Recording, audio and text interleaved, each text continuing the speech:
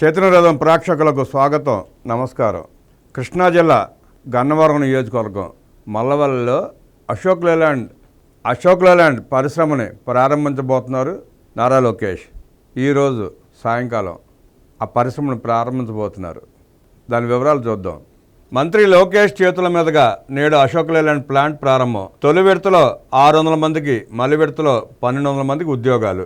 భారత ఆటోమొబైల్ రంగంలో రెండవ అతిపెద్ద వాహన తయారీ సంస్థ అశోక్ లేలాండ్ ప్లాంట్ను విజయవాడ సమీపంలో మల్లవల్లిలో మోడల్ ఇండస్ట్రియల్ పార్క్లో రాష్ట్ర మంత్రి నారా లోకేష్ సాయంత్రం ప్రారంభించనున్నారు.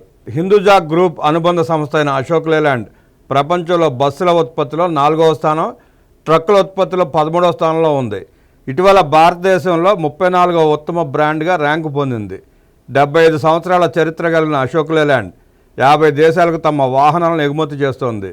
విజయవాడ బెల్ట్లో ప్రారంభం కానున్న మొట్టమొదటి ఆటోమొబైల్ ప్లాంట్ ఇది. ఇందులో ఫేజ్ 1లో 600 మందికి, ఫేజ్ 2లో 1200 మందికి ఉపాధి అవకాశాలు లభిస్తాయి. మల్లవల్లి పారిశ్రామిక వాడలోని 75 ఎకరాల్లో విస్తరించిన ప్లాంట్లో అత్యాధునిక సాంకేతిక ప్రమాణాలతో అశోక్ లేలాండ్ బ్రాండ్ వాహనాలను తయారు చేస్తారు. ఈ ప్లాంట్లో 7 మీటర్ల నుండి 13.5 మీటర్ల వరకు BS6 మోడళ్ల బస్సులను ఉత్పత్తి చేస్తారు. ఇది ఎలక్ట్రిక్ వాహనాల కోసం బాడీ బిల్డింగ్ను కూడా చేపడుతుంది. ఈ ప్లాంట్ ఫేజ్ 1లో, ఫేజ్ 2లలో సంవత్సరానికి 2400 బస్సుల ఉత్పత్తి సామర్థ్యంతో పని చేయనుంది.